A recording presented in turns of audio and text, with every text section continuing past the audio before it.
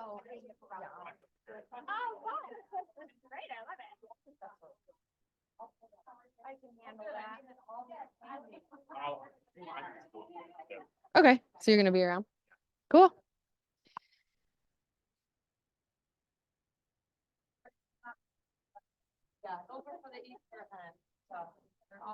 There was like some random extra treats upstairs, and I was like, coconut roll. I'll take a few of those. Right? Erin. There's like strawberry popcorn. I mean, I was like, this place is awesome. So usually, I know there's gonna be a slide for it. No, there's not. I like to start with just like bucket fills, successes, anything you have on your mind. Not anything you have on your mind, but maybe like I want a bucket fill, Liz, because you just walked in. So Liz is so cool, you guys. If you don't know her, before you leave the room, just go say, hi, I'm fill in the blank my name. You just need to know Liz. We hung out a little bit at family reunion, and my bucket fill is I just gave her a hug, and she smelled so good. I was like, Liz, what are you wearing? And she's like, there's a perfume from Billie Eilish. And so I went and bought it immediately because I was like, I want to be like Liz. So that's my bucket fill for her, but also she is a great person to know. Remind me your title at Real Advantage. Business development. So that is my bucket fill. What are yours? Successes. Terry, we have mics running somewhere. Hello. Why? I just wanted to bucket fill everybody who helped for Death by Chocolate. Woo! Now, this man did a lot. Lisa, I know there were so Harmony, many Lisa. people. It was amazing. So I just want to say thank you to those in the room. Good and listening. turnout. Really good turnout. I Awesome. think. Yay. Any other bucket fills? Successes. I added the things on your mind to make it awkward and weird, but we can. Okay. Awesome. Someone's like, when's that popcorn getting brought down here? Yes. You can just use mine. I recently had this happened twice. So a seller that had to get the right amount of money to sell to buy the next home kind of thing. And I don't know if this is what you guys are experiencing, but everybody's numbers are tight. I mean, unless they're a cash buyer, I'm not talking about that. But all the clients I have, like, numbers are so tight. So they're like, okay, if we list for X, we have to get this to get the next house. And we didn't have the next house. So we had to find the next house. Liz, we went with Real Advantage. Liz knows the story, but one house had two people. It wasn't a divorce. So it was kids and parents splitting up. So one house had to sell for exactly this. And then they had to find houses for exactly that. They all had to appraise. I was sweating bullets the whole time. Like, I was so stressed out because they're like, well, if we don't sell for this, we're not buying. And I'm like, well, you're under contract on your next two houses. Does that make sense? Just a lot of domino effect. It all worked out. They all made everything appraised, everything closed. And the other successful piece was at that one open house, I met a couple that wanted to buy, and the house they met me at was a little too much, but I became their agent within like a couple of weeks. And this is an interesting story. And their house is listed, and they had to find the right purchase, and all the numbers had to work, and they're working. So I've had two of those. But this couple that I met, when we met at their house, they said, we had our house listed last year, and we didn't even get one showing. And I said, okay, do you want to, I'm just checking what happened with that agent. And they said, well, hey, Stacy. They said, well, she listed our house for $760, and I was in their house going, it's like a 610 house. And they told her, hey, we think this is way too high for our neighborhood. It's a 0.11 lot in Riverton. I mean, it's just not a 760 house. And she goes, well, they said she wouldn't lower it. And I'm like, they go, we got no showings for 3 months. We packed stuff. We moved a ton of stuff, and nothing happened. And I just thought that was so, and I won't say who it is. I know who it is. She's a really heavy hitter. She's a top 500. She does a lot of charities. She's not at this office or Keller Williams, but I thought that was so weird. Like, I feel like that goes against our fiduciary duty to listen and obey our clients. So I feel lucky I picked up the listing and we got multiple offers. We priced it right and we got multiple offers in like a week and a half, probably. So feels good. And that's the warm-up speech for what we'll be talking about later, where your experience and knowledge in this industry is more important now than ever. So that's the teaser for that. Last one. It is Nick Gonzalez's birthday today. So we can A, not sing happy birthday, or B, sing happy birthday. B, sing happy birthday. Okay. 3, 2, 1.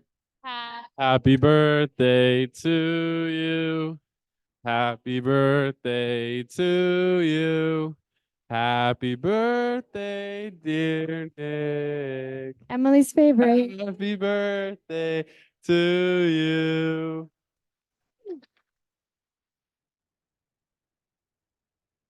Yay.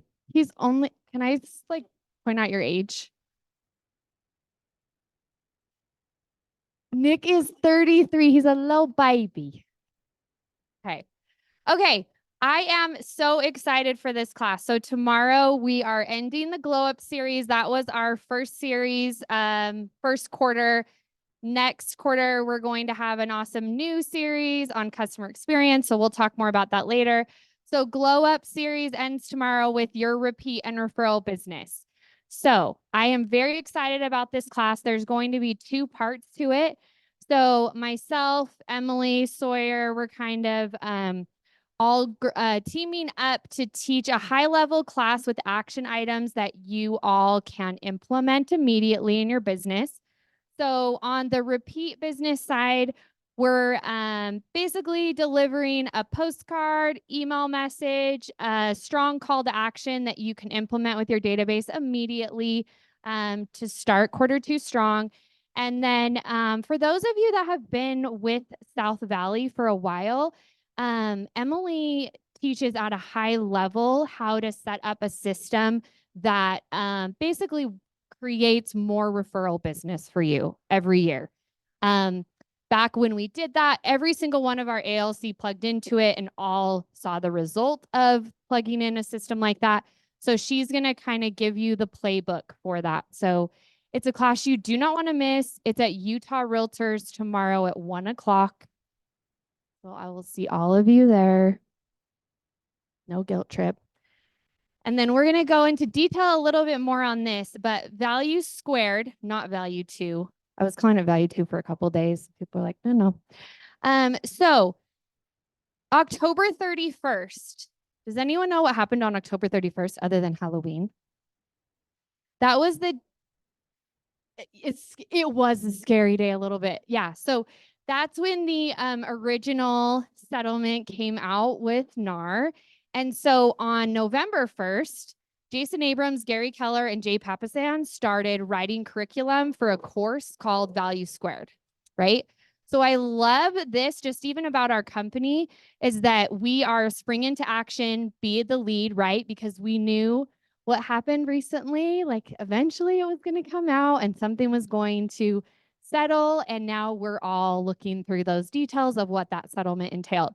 So this class is about how you are going to articulate your value to your client as a real estate agent. So we are currently getting CE approved. There is a very, very, very good chance it will be approved by next Tuesday, and I am not going to advertise it as such. And anytime we teach it in the future, it will be CE approved.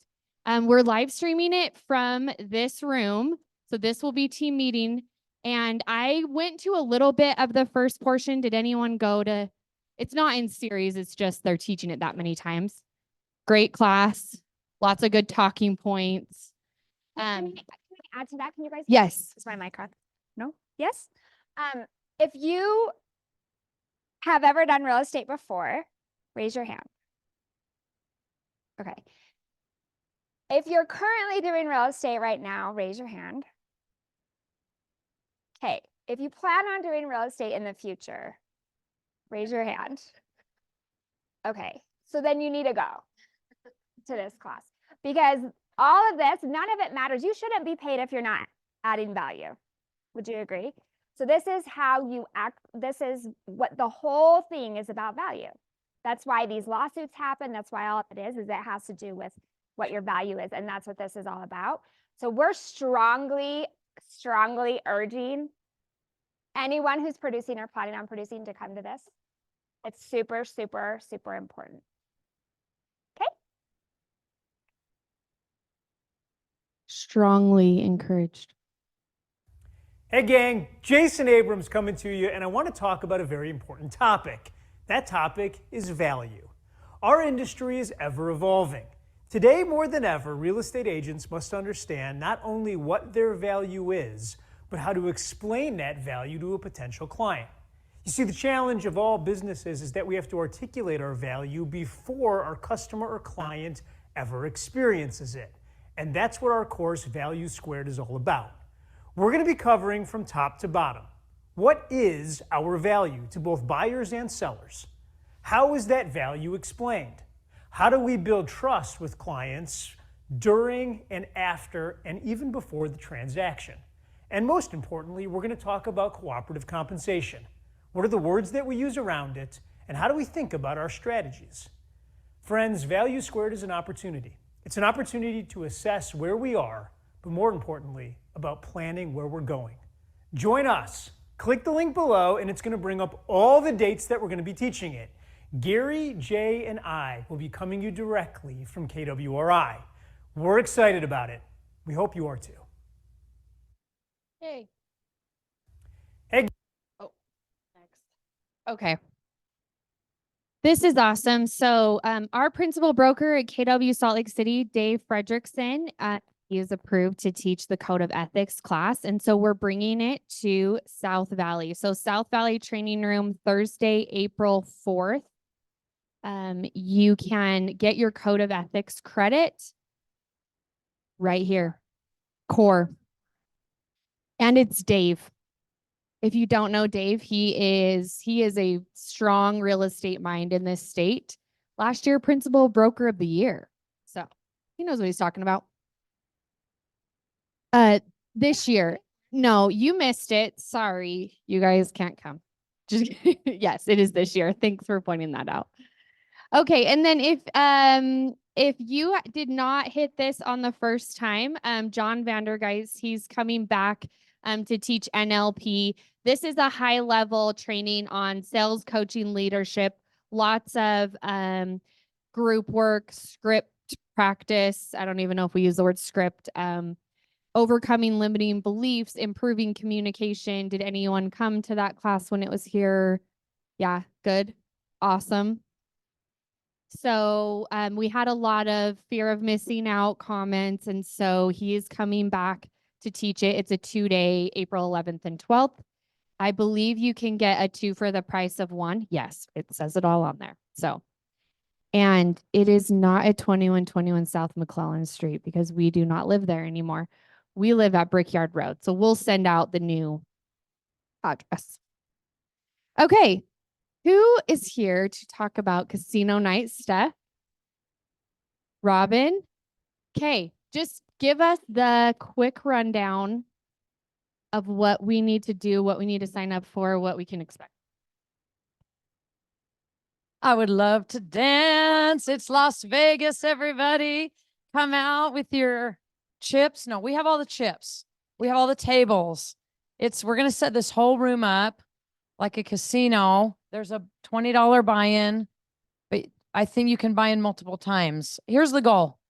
Come have a super fun time. Bring some family, bring a friend. We want to fill up the room. We had our lenders here last time. Thank you, Cross Country, for being there. I'm trying to get my movers because they all have poker night every week anyway. I'm like, get your butts over here. But we would love you guys to come. It's to raise money for, in May, a big project for Red Day. And we have some phenomenal ideas. We're finalizing the project we're going to do. We're very excited. We don't have all the funds. So come have fun and help us fund the project. And we'll have dinner catered. It'll be not like, super fancy buffet. It's like light and easy. You can get full though, but it's food to eat while you're at all the different tables playing different games. I came last year and I haven't gone gambling before. I was like, well, this is a gambling, all my money, whatever I pitch in is going to a great cause. So I'm not just walking away emptying my bank account for no reason. So we would love to have you here. What else? Am I missing anything? Anybody? So that we can get all the coaches to come next week. That sign up. Put the mic up, Steph. She's not paying attention. They want you to speak in the mic, Steph. That's why they gave you. Okay, Eventbrite's coming out. Eventbrite's coming out because we want you, we would need people to be committed to show up. It's way fun, you guys. Please come. Yes. You can. You can. It's not like a big enough for all of us to say, oh, make it a client event. But I posted about it last year and one client's like, why didn't you invite me? I'm like, I'm inviting him. So if you have a few clients that like love poker night or love that kind of gambling night, I think that's a great idea. And as long as they know it's for charity and our cause is good. So we'll have more details, but guys, come. It's way fun. Always a good time. Okay. Oh, that's me. Okay. So I am going to spend the next 15 minutes. We're just going to talk about our tech vision, real estate vision, how that all ties together. Yeah. Thank you for helping me. And then we'll spend the last 30 talking about the great other things we have going on in our industry. Thank you so much. And then this should work. Okay, so this is the tech vision that was shared at Family Reunion. And I know all of us, there were a lot of us that didn't attend. And then those that did attend, we may have been in other breakouts when this was taught and released. And so I wanted to make sure that everybody knew some of the exciting things that we have coming up, the things that we recently released. And also, I want to start with the why. As some of us are newer to Keller Williams, we maybe weren't here when we started this whole real estate tech vision and got into the business of owning our own technology. And so we're going to kind of quickly touch on the why around that. So that's what this is going to look like over the next 15 minutes. Sometimes I'm like, do I need to turn it on? No. Do I need to touch it? Let's see. Okay, it's working now. Okay. So the technology journey, which side? Okay, I'm going to stick on this side. Okay. So the technology journey, we started this in 2017. I thought it was 2018, but apparently we started even before that. Fundamentals of us building and owning our technology was at that time, that was the thing, right? All the big names were getting into the tech space, owning their tech. That was a big thing. As of today, there are about 2, maybe 3 people that are still in that running because mainly they realized it was really, really expensive, right, to do that. And the reason why it's still important and the reason why we're still on that journey is owning your own data is now is always important, and it is a huge currency in 2024. And that's the game that we're on. So I think it's us and Compass, and there may be another name that I'm forgetting, but we built our technology though around our Millionaire Real Estate Agent book, which is we needed to make sure that we were able to build a database in it, that we could feed it every day, communicate with people that are in our database in a systematic and automated way, and that any leads that we receive, we can service all of the leads that come our way. Another thing you may not know about our tech, it's built by agents for agents. Maybe you've seen that in like a little poster. What that means is that from day one, agents are the ones giving feedback. So the people that do run a high-level database, those are the people that we're asking for feedback on how to continue to make our product better. And then we built it first around relationships. That's just real estate, right? At the end of the day, relationships are the core of everything. Okay, so here is the visual of what we built. So this is the vision realized. So we have KW Consumer, we have KW Command, and then we have Command MC. So Command MC is where we manage, if you've signed into the brokerage in the last 6 months, most likely we put you in the Command MC system.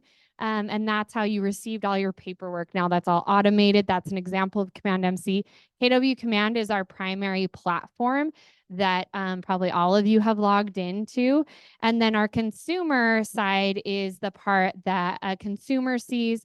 Underneath that is all of our Command Mobile, which in my opinion is the best product release that we've had since the beginning. All of the data that comes with that.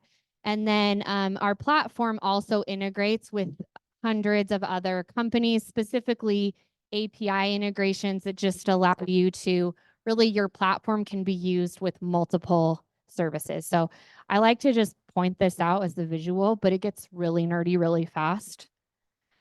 And I like to keep it less nerdy. Okay. So technology differentiation. So another thing that I feel like sets Keller Williams apart is that when we're talking about technology, we don't just talk about technology. When we're talking about real estate, we usually don't just talk about real estate. We talk about the how and how those two integrate together. And so what we did last year was we started releasing playbooks.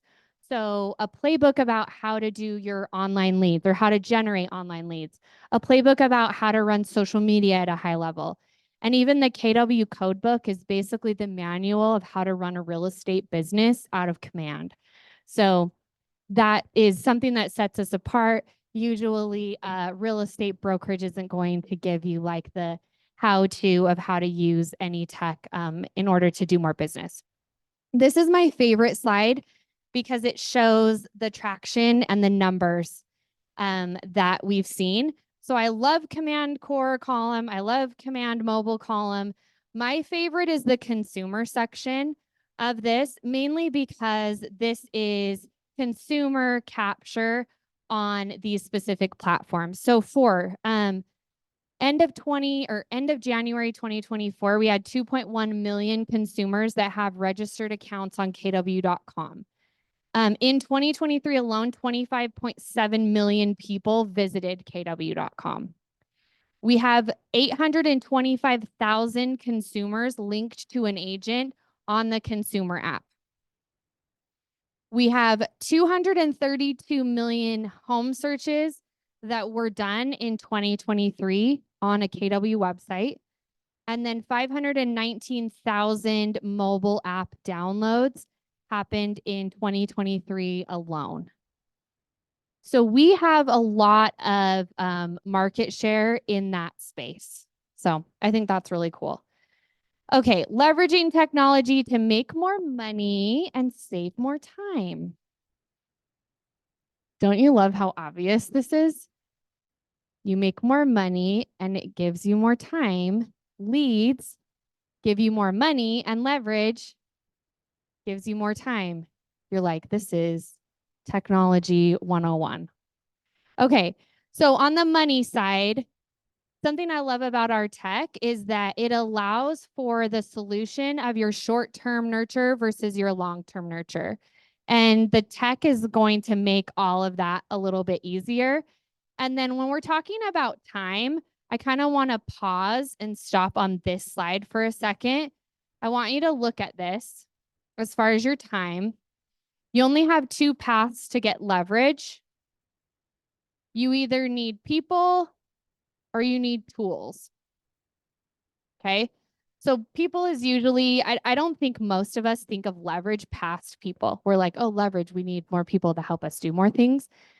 The cool thing is now in 2024, our tools is actually, I feel like, where we have the most leverage.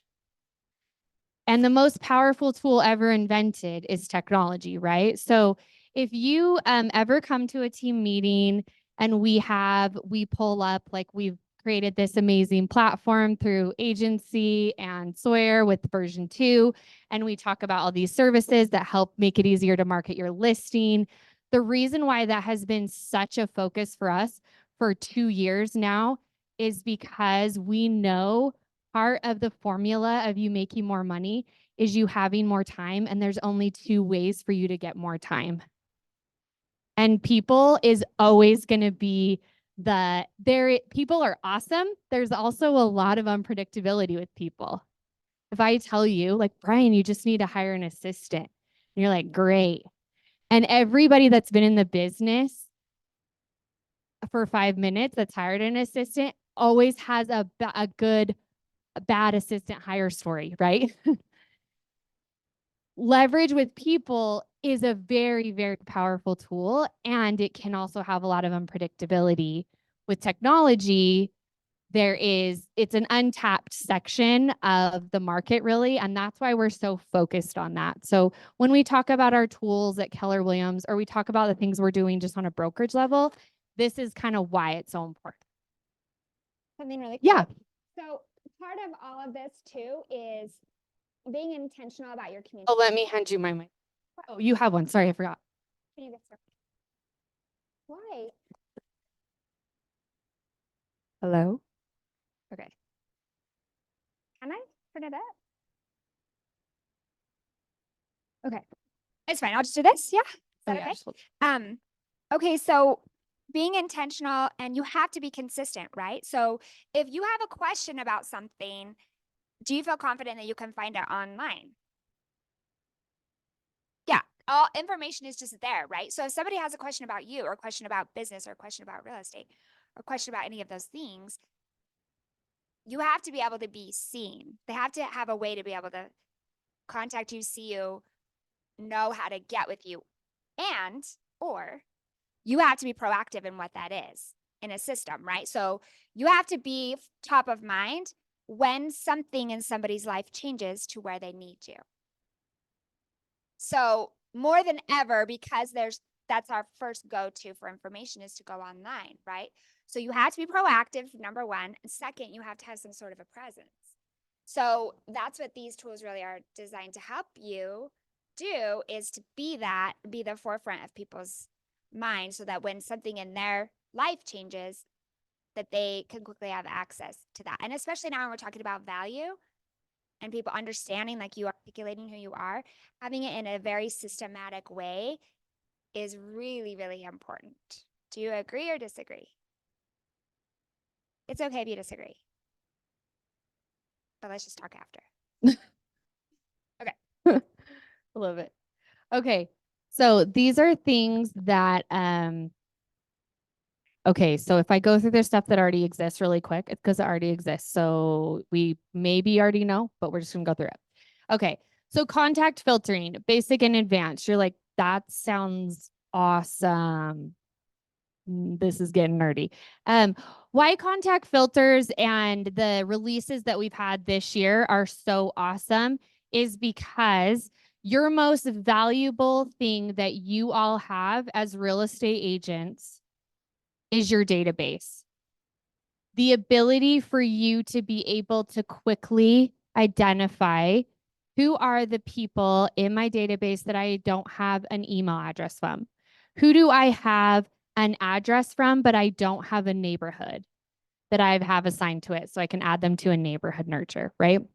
That's where it starts to get more powerful to have your database in a CRM versus in a spreadsheet, and heaven forbid on a piece of paper. Okay.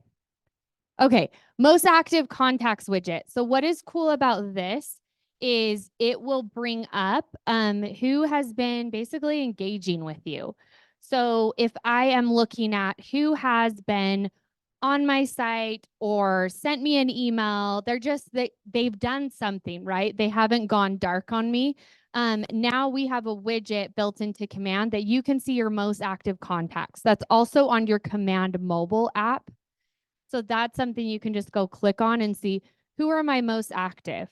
Meaning these are people that are using your searches, they're looking at it. that's a good list to just check in on once a day and see if it changes. This is my coming. I'm going to go through a couple more slides. The coming soon that I am most excited about, you're going to have a million questions on that I don't know the answer to because it's still being developed and they haven't told me. But picture having access to a list that tells you who is most likely to do an activity, listing or buying,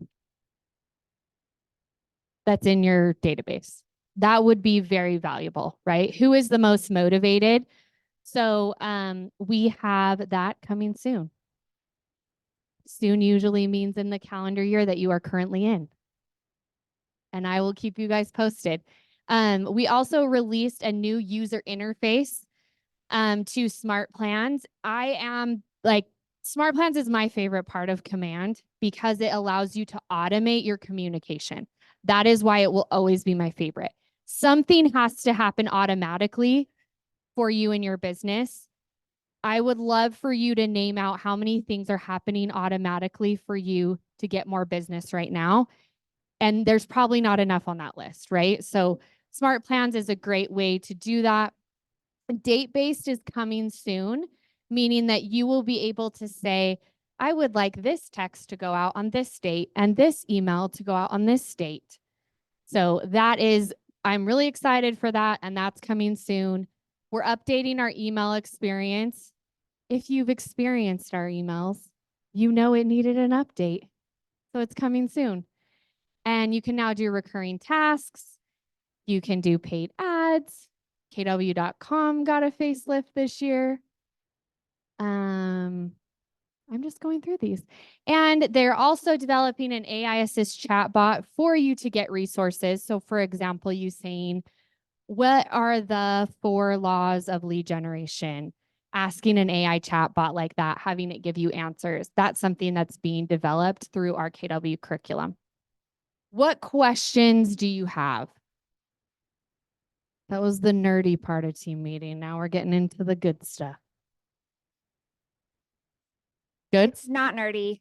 Like, let's take that out of your vocabulary because it's a really important part of our businesses, right? Yeah. Yeah, and I will just tell you, if there's something that you don't understand, right? I know that not being knowledgeable on a piece of technology or not understanding something, what do we usually do? We distance ourselves from it. Especially with tech and with some of these things, like let's say I tell you, hey, if you go create a link and have it and generate leads through that, and then we can go plug it into, if you're already like, oh my gosh, I'm overwhelmed, lean into something, a system, a tool, leverage with all of this stuff that you have available to you because you're a KW agent. And I promise you're going to do more business. So just maximize on all of that. Dailies. Managing on the email updates, are they hoping to include managing your email so people can not just either subscribe or unsubscribe, but they can unsubscribe to certain types of emails and still subscribe to others? Like, they can keep your monthly newsletter, but they don't want the market reports because they're not planning on selling forever, or the vice versa. They want your market reports, but they could care less what your monthly newsletter is. Yeah, so that's a really good question. I could guess of the answer, but they haven't really dove into what the email experience looks like. Okay. So I would say, once it gets to us actually releasing it, then I think we can dig into that a little bit more. Okay. Yeah. Thanks. I was just going to say, as one of the original technology naysayers for Command long ago, I just realized I didn't really care about the technology for the technology's sake. But when the technology is actually going to make you money, then all of a sudden I'm interested. So I just want you to know that the technology team, it's not just a bunch of, like you said, nerds. It's not, I mean, it kind of is a bunch of nerds, but it's really a bunch of people who...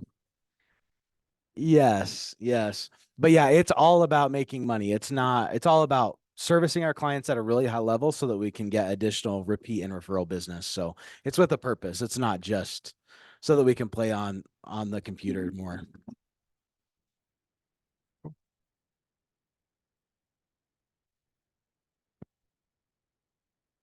Okay, thanks.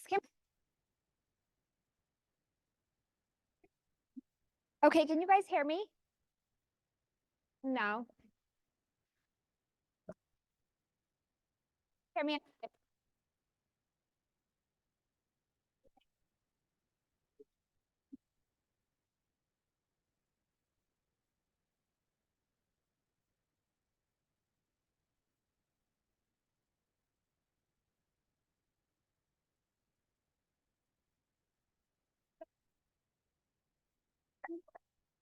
Stressful. Oh, we can, Barry, we're good now.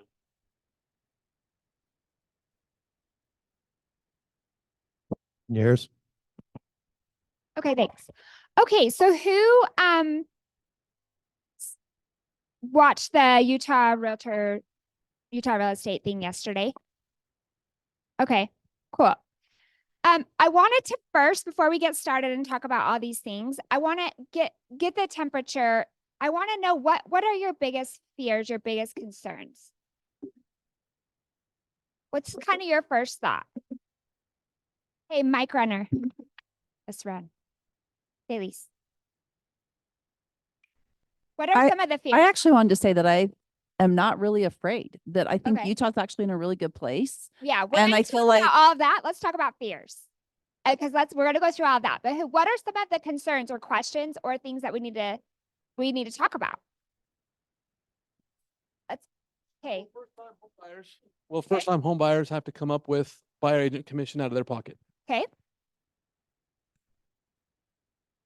Necessarily a fear. It was just a question. I'm just curious on That's how good. it's going to be like. How are we going to like do we have to call every single listing agent to see what is offered? Like since we can't post on the MLS Yeah. and you can't do a third parties, Yeah. brokerages only can do for their own brokerage, which I get. They didn't say anything about it, which is probably because they don't Right. know. I'm just curious. How are we going to know? That's my question. Okay.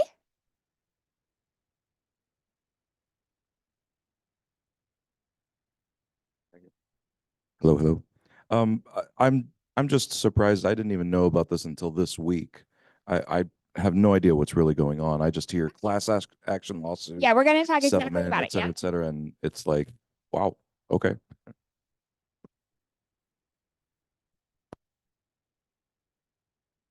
What should you know? Like, what exactly is it, and what should you know about it? Because did anybody look at the CNN report, or like, did you see any of the flashes of commissions are over? Bleh. Okay. Unintended consequences. Unintended consequences.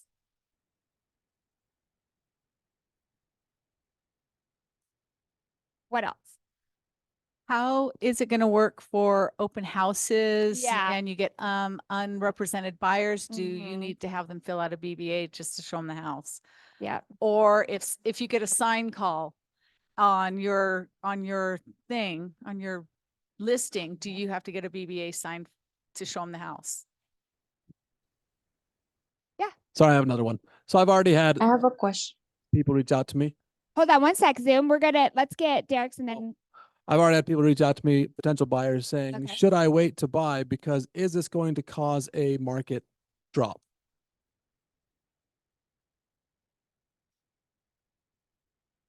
how about informing our clients? Like lead them, help them understand.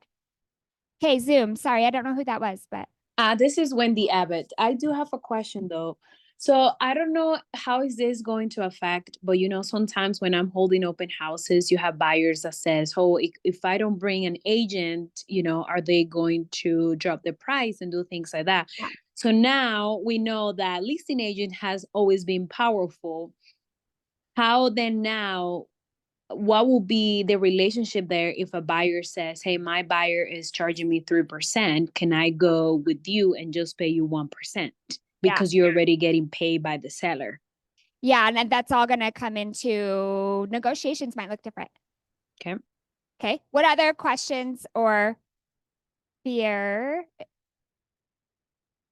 Yeah, right here.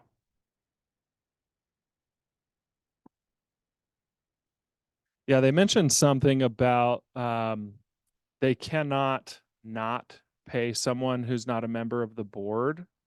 Right. So how is that going to affect the requirement of board membership in the future? Is there going to be some type of breakup in the coming years on that?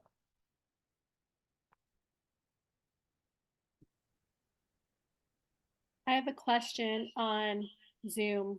Yeah. Yes. Who are you? It's Christy Lynn. Hi. Hi. Good question. I would say that my fear is the builders and Yeah. the buyer's agent. I've been having lots of questions about that. I mean, lots of conversations with builders on this.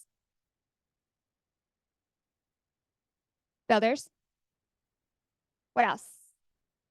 What about our lender partners? What are your questions? What are some of the things that you're figuring out right now? I think the obvious is, will lenders allow for more seller paid closing costs? Yeah. Because I feel like that's the direction it will go. And I'm also curious what your thoughts are on how significant the disclosure requirements will be. Yeah. Because I know that's the piece that really stung us as lenders when things changed. Right. Was how significant the disclosures were. Yeah. I'm actually going to bring that up too. I have that written down as part of it. Anything else we need to add? I think a really significant one too is the unintended consequences, because it's kind of like, what don't we know? Right? Okay. So anything else? Oh, I'm sorry, Lisa, I didn't see it. Okay, VA buyer would VA be buyers. Yeah, so we had a leadership call yesterday and we had Dean Crandall, who's a broker in Westfield. He's part of a lot of groups and stuff, and he talked about that. And in his opinion, the VA one is kind of the most uncertain at this exact moment of how all that's going to shake out. Yeah. On that VA one, it's something we're thinking about as well. But there is a way from a lender standpoint that you can make a fee, i.e. commission to a realtor, Yeah. Seller obligated. So the veteran's not actually paying for it and it's a concession. Well, and that's interesting, because if it's coming from you and your requirement, how does that change an agreement that's in place if the buyer's paying for the commission? Yeah, that's true. Yeah. It would have to be, I don't know. Yeah. Yeah, it's a good question. But I think there's probably a workaround within the lending side Yeah. on the VA. Yeah, and I think we're going to see a lot more things like that, more solutions with our partners come up. Any other things that we should put on the list? And we can add to it as we go. Do you guys remember when TRID came out? What's TRID? Who was doing real estate when TRID came out? Okay, I actually saw a picture, and you know how your photos, it pops up pictures from a while ago. A picture popped up from 2016 or something, and it was Becky Nay, Cammie was there, Terry was there, M. Hayes was there, Carmody, you were there. And you were there. Yeah. But we had somebody come and teach us about TRID. Do you remember the feeling around that? Do you guys remember? Like, it was a panicky situation. Nick, of course you were there. Happy birthday. So there was a lot of fear on that. Why was that even a big deal? The TRID stuff. What was it affecting? And now it's just so common in our business, right? What is it? What's TRID?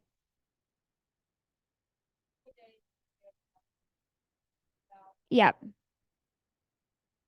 3-day period when the settlement statement comes out to give the buyer or seller time to review before it can close. So what happened before that is you were sitting at the closing table, you're waiting for the settlement statement to be created, or like all the changes up to the very last second, right? Yeah. Yeah. So the fear around that, and I'll tell you, even from a builder's perspective, you don't know sometimes it's right down to the very last wire of when the house is going to be ready. And so from the building world, that was a huge problem. The builders try to fight that a little bit. So what is something positive that came out of TRID?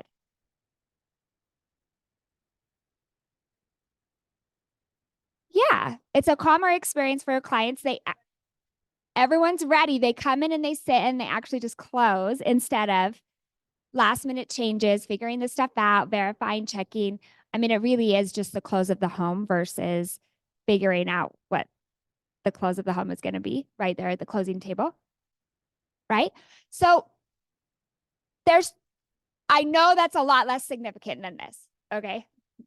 But a couple of things I just want to like open up our minds about is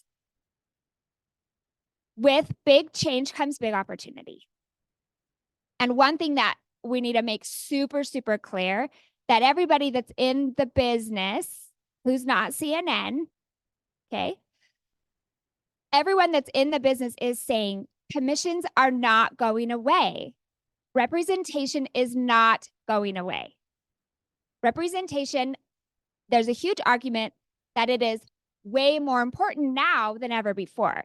Because when we think about, and let me go through the slides of exactly what this settlement is so that you can understand that. And between the KW settlement, this settlement, Anywhere Real Estate settlement, and Remax, is that the other one? It's $750 million that's been settled. Why is it important that this was all done? To protect us. Josh. Quarters of $1 billion. It's going to be paid out over time. Well, it's through donations and dues and all of that. I mean, that we all pay, right? Yeah, could be insurance. Are our fees going up? Yeah, because I'll tell you from the KW side, our fee did not go up for that settlement. So that's a good question, especially because we pay into that, right? I think understanding that would be important. But having this all close, it ends, right? This does start a new chapter. It ends an old chapter that's been in flux for a long time. Now, Utah, like a month ago, Yeah. Utah, now there's people in Utah that Yeah. filed a suit. So Yeah. does this clears all Yeah, of that? So we're going to talk about all that. Okay. Yeah. Okay, so let's go through what the settlement actually is, okay? Yeah, will you pass it out? Okay, so first off, it is important to note that the settlement still needs to be approved by the court, which likely will not occur for many months. So for now, nothing is changing. Okay? So for your buyer that's saying, should I wait? Is this going to cause a problem in the future? Should I wait? It's because we don't know how the message is no, because we don't know. So if you know what it is that you need right now, let's go forward with that. That this does 3 important things. 1, it ends the lawsuits. So the copycat suit that came out, the reason why it's not already squashed super quick, also South Valley wasn't named. But so we're protected under KWRI's suit, but there's a difference between something being settled and something being executed and finalized. So even the KW one hasn't been executed yet. That's just a part of the normal legal process, right? So once it's executed, we're protected under that. I know, because if we did really good. We were the best in the region, but we got sold over $1 billion. Yeah. But so we're protected under the lawsuit because of that. Okay. So it protects against similar class action lawsuits and also will require a new set of rules for the MLS, which can be super positive and helpful, right? For your business, again, it is important to note that nothing is changing right now as the settlement still needs to be approved by the court, which likely is many months. So we're reiterating that's a very important part of it. And then here's what the changes are. A set of requirements for MLS subscribers that would go into, I have a bar, we all have a bar across it. Go away. Okay. We'll go into, to affect the second half of 2024. There will undoubtedly be lots of questions about how these will be implemented, but initial feedback is that they largely reaffirm common and best practices. Buyers will continue to be able to be represented by realtors who will need to have representation agreements that address how much they will be paid. And so when that agreement occurs is a change. So the timeline of that is a change. So we are way ahead of the curve. There are 39 states that have no strong precedents of a buyer broker agreement. Utah is not one of them. So we have a long track record of that. So we're sitting, the conversations outside the state in one of those 39 states is much more panic and worry. And we, as well as the opportunity, right? But they just have more that they need to do, more that they need to implement. So we're far, far ahead of that. The way that we've been articulated in our buyer broker agreements maybe hasn't been as articulate as it needs to be, as it will need to be now. It's always been who pays for commissions. Okay, hold still. I'm going to throw this at you. Oh, the conversation, but it's wrong. Okay, good job. Hold still. I'm going to aim hard for your head. Okay, just on that note, I had a transaction last year where the agent said, my commission is X percent. When I do my buyer broker, I tell my people that this is what you pay no matter what is listed on the MLS. If the commission is not X percent, then you will need to come up with the extra money. Yeah. My commission was not X percent. And so he negotiated with me because his buyers wanted the place and apparently couldn't come up with the money that I provide that extra percentage, which we did in order to go under contract with them. He said it had never been an issue for him. Everybody pays him his whatever percent that was, right? Yeah. So I feel because of that experience, like we're kind of panicky about something that maybe we're going to get paid more than we used to get paid. Well, yeah, so it is like there's opportunity with the negotiation side of this, right? And let me quickly go through the slides because I have a couple of examples that I want to go through.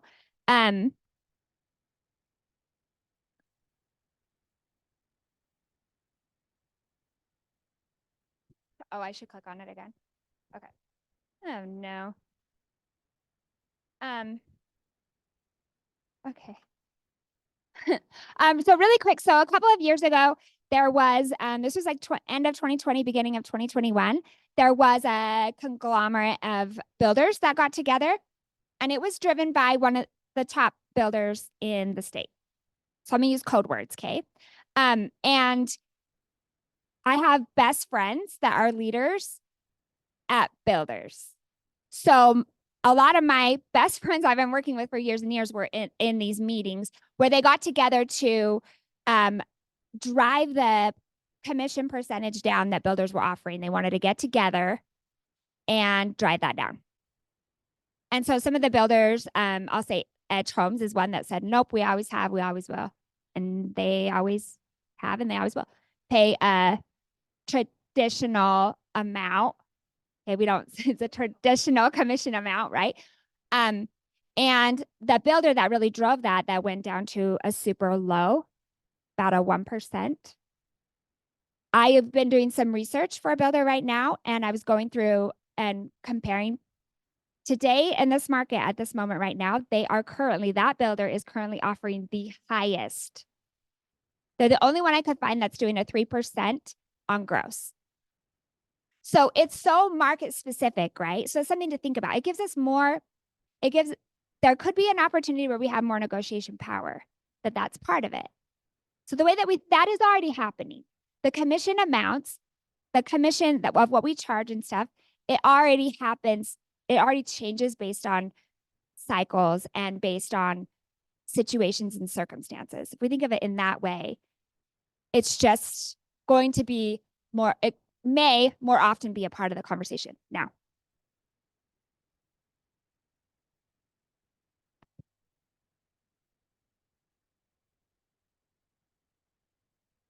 Yeah, so we're going to talk about it right now. So sellers, what's not changing, sellers and their brokers will continue to have the option to pay a buyer's broker. So right now the MLS is really the only place that's advertising commission, right?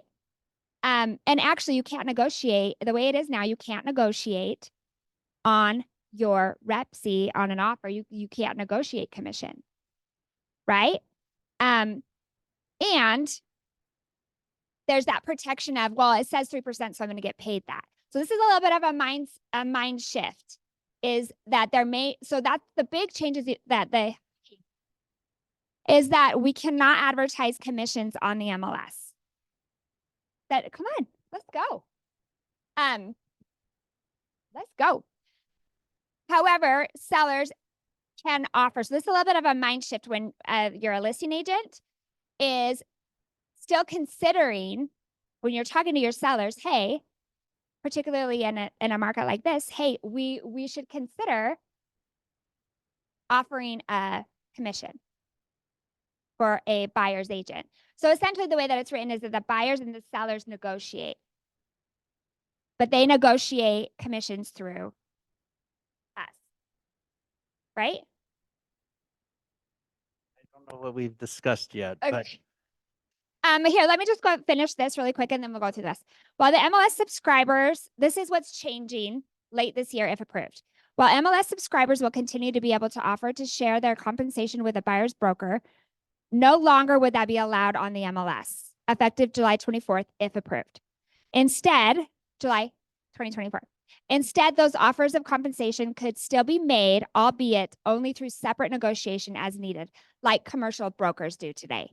And that's one of the reasons I wanted Rich to come talk to us, is this is all, there's a lot of this that's similar to how it operates in the commercial world. And a new option will be added. A seller's agent will be able to enter into the MLS whether the seller client is willing to offer as a concession in the price, such as X amount toward the new roof. So they're going to have a concessions part on the MLS that there isn't there currently. So that's something different. Okay. MLS subscribers will not be allowed to put a specific amount of buyer broker compensation in the concession field. So that paper we're passing out gives you like the actual specific information. But when we're talking about some of these specific things of how does it affect our commissions? How do we negotiate commissions? Are we going to get commissions? How is it going to change our actual day-to-day process as an agent? And the first one really is that buyer broker. So a big change in the rules is you have to have a signed buyer broker in place before you show the property. And that commissions cannot be paid above what was already agreed to. Those are two big changes on the buyer broker side of it. No, nothing is effective immediately. Listen to me, nothing. What do you want to talk about? all right. I'll just do my view on what's going on. So a few years ago, I decided to go fully commercial because I did feel like once they started clear cooperation, something like this would happen. I'll be honest. I didn't have this vision, but yes. In commercial real estate, nowhere is a commission advertised. And so part of the deal every time is you're going to have that discussion about commission. We know we're going to get paid. Commercial still happens. Residential still going to happen. It's not going away. What's going to happen is we're in that shift of opportunity. So where you might be nervous, some of you should be super excited because your opportunity to make a lot more money is here. Because if your business is listing based, where you maybe did 10% limited agency, you might be doing 50, 60, even 70% of your deals now as limited agency if the rules were exactly how it is. If you're a buyer's agent, you're going to have to up your game and make sure what is my value. Are you finding off-market properties or some other way of drumming up business to get that? But really, I'm glad to know about that concessions field. I think what we're going to see is large concessions until people figure out how to navigate this. We're going to see sellers willing to offer 15,000 in closing costs or concessions, which is a key word of, okay, take your fee out of it and anything remaining that let them use towards closing costs. I think that's what's going to happen in the very short term until the shift happens. But this, don't mistake it. This is an opportunity. When the market shifts or when the industry shifts, there will be winners. And I think we're set for that. So also like resetting with your clients and thinking about everything. So like when the market shifted again too, we actually saw an increase in sales that in agent co-op in sales. Even when the market was crazy with the multiple offers, I'll never forget an agent that sat down and was crying at my desk because she had 60 something offers. That's hard. That sucks, right? So all of these different things, people need us to, more than ever, to be able to walk through this with them and help them to understand the process of what it is, right? It's not the procuring cause is different. It's not just finding a property and putting somebody on a listing alert and then going and showing them. It's different now. That's something to think through, or when it's effective. It's different. So can we go through some of these questions that they have? So one of the questions is the first time home buyers, how it's going to affect them. And that's more on their ability to pay, because one of the thoughts was that lenders may have to adjust to allow for that in their loan. So that's part of what they are, if the seller isn't offering a commission, that the sellers would have to cover that, right? What are some of the other questions with that? Yeah. And I think my biggest fear is with the first time home buyers. And I think it has to do with already in the current market, not taking any of this into consideration. A lot of first time home buyers are being priced out, whether that's the pricing or the interest rate. Now, even if they change the rules that they're able to finance their agent's commission, that's going to even hurt them even more, because now they're another 10, 12,000 or however much less in house they can buy, which is going to even impact them even. So let me ask you a question. You're representing a seller and they're in a first time buyer price point. What is your strategy and conversation with your seller?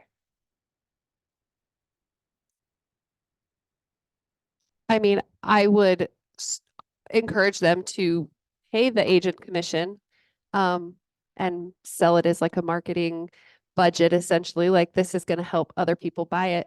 But in the event of a seller's market where there are a bunch of offers on that house and some of them are not first time home buyers, like, I still think it's going to affect the first time home buyer's ability to get into homes, and it's going to make it much more difficult for them to win that. So what happens a lot of times with these kinds of things, when there's like a big shift in the yin and yang, there is something else that has to come into it, right? To make it work. So that's part of, I think we've got such a heavy focus on the buyers, like worried about the buyers having the burden of this, which they've always had. We just don't talk about it. It's what is going to shift is the way that we talk to our sellers. Because listings is like a thing to focus on. So in the conversation, if you have a home that's in a first time buyer market, you've got to be crystal clear with your sellers of part of marketing it is to attract people who have buyers who can purchase. So that would be a part of the conversation, right? I mean, the listing agents in that hot market, are they going to take it at a 3%, or are they going to realize a lot of these buyers are unrepresented and I'm going to be showing this property how many times? So the commission still very well may be in that 5 to 8% range, just depending on what you're willing to do. If I were taking a $500,000 listing, I'm not going to do it at a lower percent because I'm not going to drive to that property every time.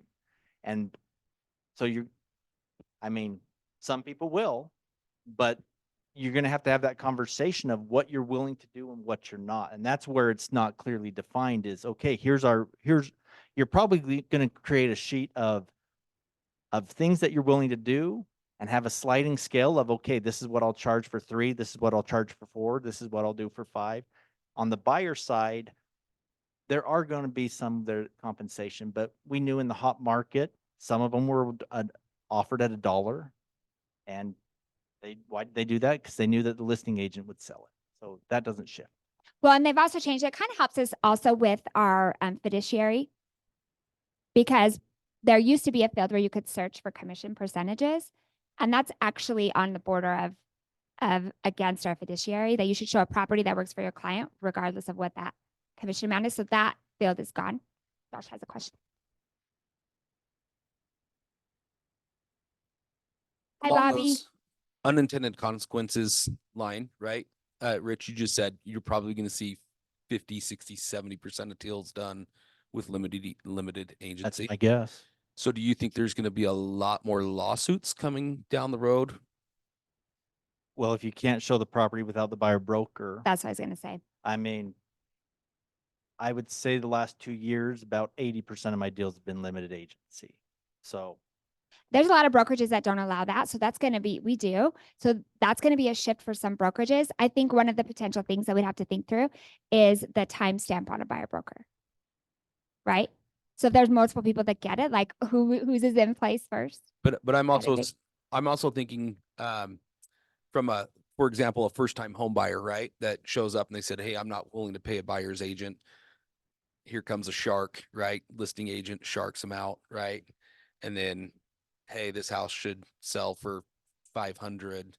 They work their magic. It's at 550. Are you going to see some of those come down where buyers are now suing limited agents? Well, I wish Landon was still here, because homes will still need to have appraisals. There's still some consumer protection things in place, right? But that is one of the, I don't know. What do you think? time will tell. Yeah.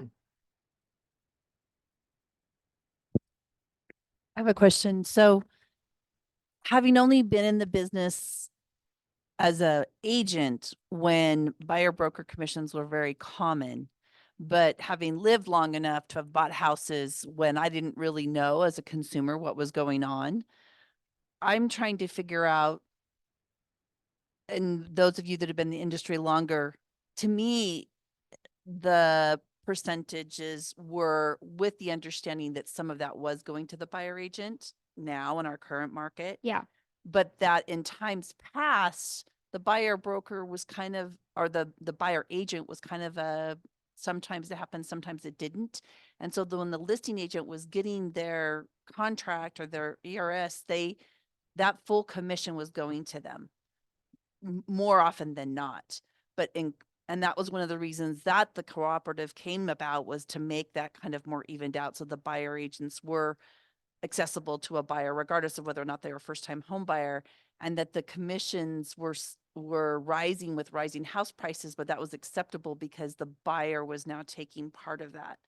But if it becomes more common that the listing agent is getting all of it and the buyer agent may or may not be getting any of it, where do you see that conversation with the seller in justifying not on the buyer commission, but on the seller commission, rising house prices? And now the listing agent is saying, I'm walking away with a large chunk of money and no buyer agent was compensated out of it. I mean, if you're doing both sides of the job. No, I'm not saying if they did. I'm saying if there's only one agent, they did. But under this, of the way I understand it, they don't have to pay the Because buyer if there's no agent. buyer broker, so essentially the listing agent needs to get the buyer broker signed before they come and see them. No. You guys are misunderstanding. The buyer broker says that the buyer has to pay the commission. The seller can refuse to pay the commission. Then So the buyer's paying that. So the buyer's paying it. So the seller didn't. So the seller agent walked away with the entire seller commission. That's assuming that the commission structure didn't change. Right. So my question is, what does that conversation look like? With the seller? I'd like to comment on that. Then look, thinking about this for a few days, my conversation for sellers is not going to change. I theoretically charge 6% for a commission. I'm thinking it's probably going to go to 7. I can talk to you later about that, but I need to tell the sellers, and if they ask me on this changes, I still want to enlist every other person in here that has a agent that has a license that has a buyer, because that's the most powerful for them. Massive exposure. I need to find a new conduit to how can I tell that agent that we as a seller are willing to pay a 3% or whatever percentage the BAC is. If we start talking to our sellers like, it's just 3%, we got to let them know. I'm keeping it the same. My commissions are going to stay the same. There's just no protection. There's no guarantee From the on MLS. On the MLS anymore. So they want the most money for their house. They understand that buyers probably aren't going to come out of their pocket and pay their agent 3%. Our commission's going to drop a little bit. It could be from a listing perspective, but the reality is if the most important thing in this, in my opinion, is listing agents, don't change your conversation with the seller. Yeah. They saw CNN, there's no commission. No, guys, it's just, we still need to pay the buyer's agent that's doing a ton of work to bring us a great buyer. I just can't put it on the MLS. We'll figure it out. Or I need you to expect that agent's probably going to ask for up to 3%. And that's coming out of the fee that I'm charging you. Well, and I think That make sense? I think this market is a good time for this to come out because homes aren't just like flying off the shelves. So it's a good time for us to be able to articulate our value, and we're the ones that have the buyers. We're the ones that have, let's be the ones that have the buyers. Let's be the ones that have the listings. Because then it's an easier time to really showcase our value, because it's different to just, it's tricky to just put it up. Plus a consumer can't just throw it up on the MLS either for the exposure, right? Well, I was just going to say, to go along with Mike, is we still control the product as agents, right? So we control the conversations. Doesn't matter what the media says. It doesn't matter what everything's going around. Are we going to have agents that are going to race to the bottom? Sure, because they're desperate. But at the end of the day, the conversations we have with our sellers is the conversations we have, because we, at the end of the day, control that product. Well, and we don't know what it looks like yet, but I think Jeff wants to say something too. We don't know what it looks like yet, but it has opened up where we can advertise what our fees are, which we really haven't in the past. And so, there's some great opportunity with that too. And I also had a point that was different than that I was going to come to, but I can't remember. Go, Jeff. Okay, if you think of it, just feel free to jump in. Great. So I wasn't part of the MLS conversation yesterday, so I didn't watch it, but I remembered, but keep going. I did talk to Michael Burns. He's one of the guys that they referenced to talk to. And it sounds like from the conversation here, once this thing changes, that we're not going to be able to, if somebody calls up and says, hey, we want to see one of your listings, you have to get a buyer broker with that. And from what I talked to Michael Burns, he said we don't. We can still do a fiduciary responsibility to have them sign a undisclosed. But there's no guarantee of a commission. Correct. For that. We're not protected by the MLS. Correct. But if we, but I think we can still show, I guess what I'm trying to get at is we can still show a house. You can show your listings for sure. Yeah, you can show yours. Without a buyer broker. Yeah. And you can, yes. Thanks for making that distinction. And you can advertise, but you can't advertise a commission amount for a different brokerage. So like Zillow will only be able to advertise Zillow brokerage listings commission amount. They can't do like a blanket on the commission part of it. Should we go to the next one? Oh. Yeah, so it'll be interesting to see how it shakes out with some of those companies like Redfin. Back here, and then we'll get Josh. Yeah. So one of my comments and just kind of thoughts, Code and I were talking about it like 6 months ago. If there's, 10 houses on the market and one of them's offering a BAC, the other 9 are not, it's likely that not only is that one house going to get multiple offers, but it's going to sell more than the other 9, even taking out the buyer agent commission. And so, when sellers try to be cheap, that, is going to happen. But when they have competition that's offering compensation, those are likely to not only sell faster, but sell for more. not related to that while it's coming up here. I know that a lot of you put all sorts of different things for your BAC when you have a buyer broker. I've seen some people put 0. I see people put, if you want to cancel this at any time, I'll cancel it. And then occasionally they'll be like, well, it says that I have to pay this fee. And so they'll write an addendum that says, you know, whatever it is. The reality is the biggest change is you guys now have to have that hard conversation or that reality conversation of, I don't work for free, and here's what it's going to change. How I think the buyer broker will change is there will be an option where any properties that you show them, you're covered, but anything you don't show them, you're not covered. I bet Yeah. that becomes an option. Which is really how it kind of changes the, like when we're talking about the conversation of open houses and sign calls. If it's your own open house you're doing, it's not a thing. From what I understand, there's an asterisk to all of this as we're figuring it out. PS.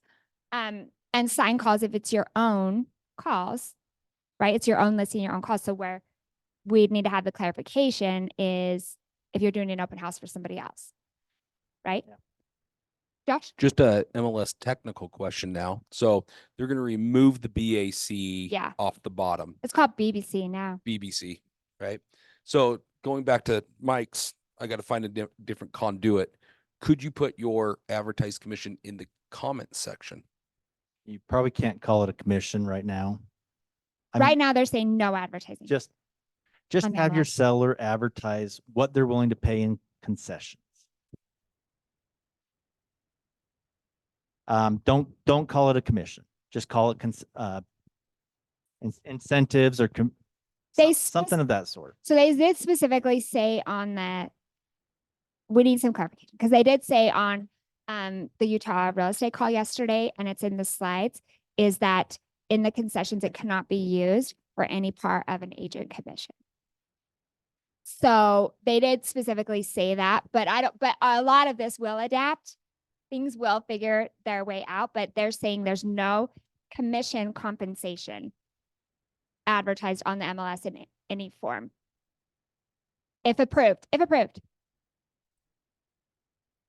attachment that has a escrow instruction form or anything like that. So that's how, so that is a question of how we will have this kind of go down. And that's one of the things that's not always used is the escrow. But yeah, give us your opinion on the technical side of it.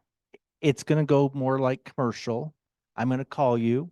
You're going to tell me there is a fee. I'm going to trust you for quite a while, and I'm going to go show the property.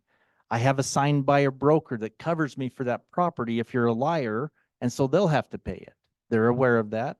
I show the property. We want to send the offer. I'm going to send over the escrow instructions with the offer. And that's probably another easy way. There's going to be a whole lot more trust, but you're going to be covered because of that buyer broker on that property.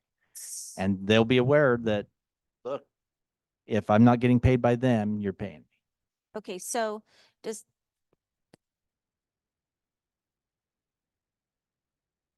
You might add that. I think the showing time or whatever we're using for showings might go away Align. because you might have to now text them and say, are you guys willing to pay a fee if I bring a buyer? You're probably going to ask that for every showing request moving Well, forward. and they talked about also, Mike and I were talking about this at some point. Talking about like a box or something that's on the MLS. Was that us that was talking about that? That there's a click, maybe it wasn't you.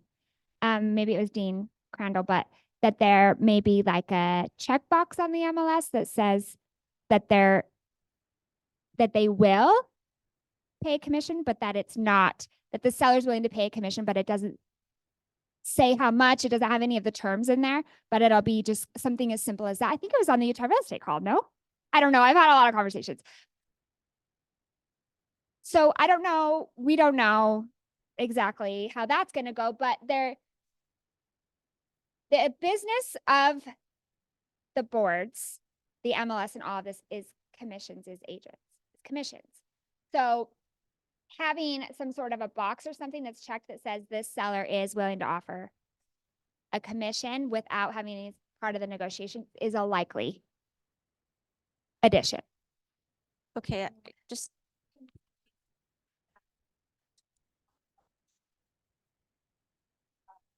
instructions from our showing service? They're from the showing service, like a line. Yeah, we don't know that yet because it's not in the MLS, but I'm sure that all kinds of strategy sessions are happening right now. But yeah, we don't know that. Yeah. Right. Agree. Okay, I have a question. Hi. So if we put it in the remarks that the seller is willing to pay 15, 20,000 or whatever in concessions, but yet on our ERS, we put 5 to 8% to cover ourselves, you know, in case a buyer, an agent is representing a buyer, is that seller gonna then feel like they're paying double? You know, because we want to put, if we want to put it, or if the seller wants to put in the remarks, they're willing to pay X amount concessions, are they going to end up paying, you know, like double? Because in the ERS in the beginning, we put like a percentage to cover ourselves in Yeah. case we are. Yeah. But yet if they want to put something in the remarks to entice buyers to kind of, because that call yesterday didn't say anything about a checkbox or any. Yeah, so it was a different one I was on then. Yeah, because what would you say? Look, for 2 months, they're gonna go way too extreme. Yeah. And it's gonna be hard, and I'm gonna sign 40 escrow instructions an hour. I realize that, and it's okay. But in 6 months, it's gonna be business as normal. It will just look different. You remember when they changed the rep C, or you remember when they changed the MLS and how it downloaded to PDFs and half the agents were mad about that. It's just a change, and it's not going to change business. Just do business as normal right now. Go get the listings, sign your buyer brokers, and we will navigate it through. The biggest That's thing, my thing. the biggest thing that if there's just one thing that you take away from this is doing the business in the way that we're getting the commission representing our clients. None of that is changing. The way that the commissions are advertised is likely to change if this goes through. Right? Would you say that's probably the biggest message? It's just a change of advertising. It's a change of That's it. advertising, and it's opening more advertising options. Of course, there's a lot of could be what ifs and all of that we just don't know yet. Do you want me to speak on the builders really fast? So I've had a lot of conversations about that, and I would just tell you, it goes back to what I was saying before. It's likely going to be market dependent, just kind of the example that I gave you of how those builders got together and they were trying to get the commission amounts lowered, and that builder now is offering the highest co-op because they're using their advertising. The way a builder thinks about it is they don't increase the price of every home for that traditional 3% for a seller's agent, buyer's agent, right? They don't increase that because what a builder does, which is why they ask how you came into the home. So when you do, a builder requires a traffic report typically at the end of the week. The end of the week, it says I had 10 people come through. I had 5 from Facebook ads. I had 1 from the MLS. I had 1 straight from Zillow. And I had somebody who lives in the neighborhood. So based on that, where am I going to put my marketing dollars? Facebook. So I had half of my traffic came in from Facebook. So a builder is going to, it's all a part of the same marketing dollar. If 10 people came in because of agents, and it's based on price point, it's based on all kinds of things, right? Of where they're putting the marketing dollar. Then when they do the pro forma, when they're thinking through, okay, what are our costs, our actual costs going to be for a builder based on these things, they market that. So they do an average over a project. So they'll say, well, typically, if we will typically have a 50% co-op on this because of price point or whatever that is. So they're not increasing the price a typical 3%, right? So it's the same kind of thing. It's depending on if a builder needs buyers, where are the buyers? And they're going to pay a marketing fee, which in our case is a form of a commission to get that buyer. Does that make sense? So I don't think it really is different from the resale market at this point. Yeah. We have a question on Zoom, just saying. What's up? Hi, Hazy Hayes. Hey, sorry, Rich. I should probably ask this you separately, but you had mentioned that there could be changes where is there anything in the in what was agreed upon that is not formalized yet that wouldn't make us an exclusive agent to any showings where we're not being vulnerable? Because right now we have a BBA sign, it's exclusive. So is that something that is not going to be a thing, or we just don't know? Or I just was confused about that. So like on an open house or showing your own listings or Like if I have a exclusive buyer broker agreement where I'm representing this buyer and they walk into an open house, is that null and void for anything that's any language that's come out? Is that not? no, our current buyer broker would still cover that. I Okay. would anticipate we'll see a revised buyer broker similar to what Colorado's looks like, where it will state whether it was introduced to you or whether, I mean, is it a universal one or are they paying the difference, or are you willing to take whatever the seller offers, even if it's zero?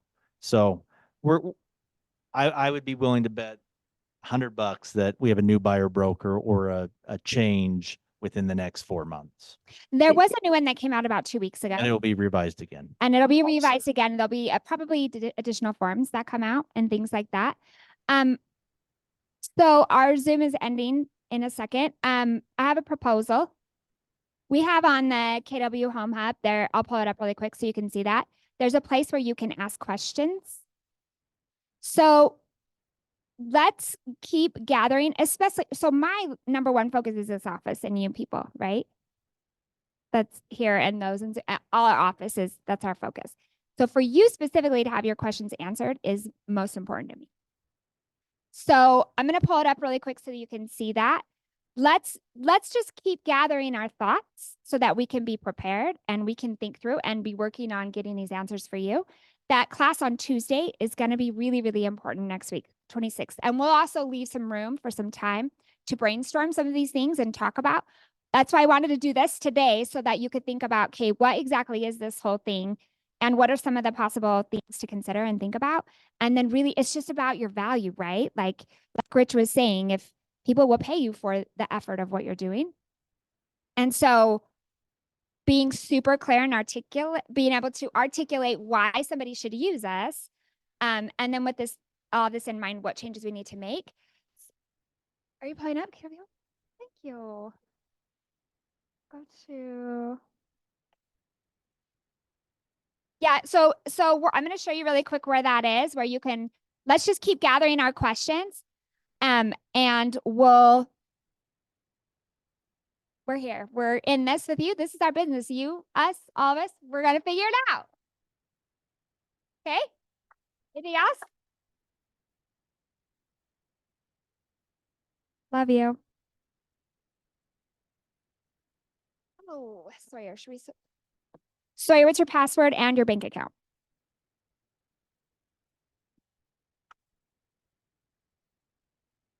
I didn't hear you, Val. Thanks, Rich. Hold on 1 second. It's so good to see your faces.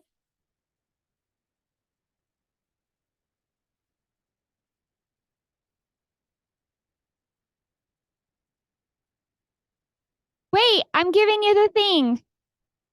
Look at me for just a minute. Oh, there's food over there. Okay, you guys. Hey. Look at me for just a minute. 1, 2, 3, eyes, all eyes on me. What do they say? Okay, so do you see what I'm doing? Zoom, can you see the KW agent services? Yeah, we're going to send the, yeah, and Barry, don't send the email out. Let's do it together. So right here where it says have a question, shoot us an email. Maybe we can change what that says a little bit. Like, anyway, right here, have a question, shoot us an email. Put your question in here. so we can filter them for this kind of stuff and your thoughts and your concerns. Put it in and we'll gather and we'll make sure everything's addressed. Does that sound good?